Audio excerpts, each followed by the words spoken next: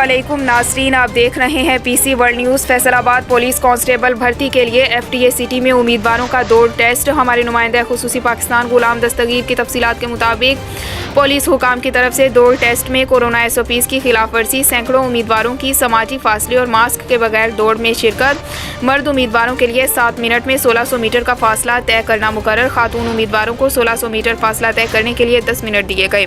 उम्मीदवारों को बायोमेट्रिक तस्दीक के बाद दौड़ में हिस्सा लेने की इजाज़त दी गई।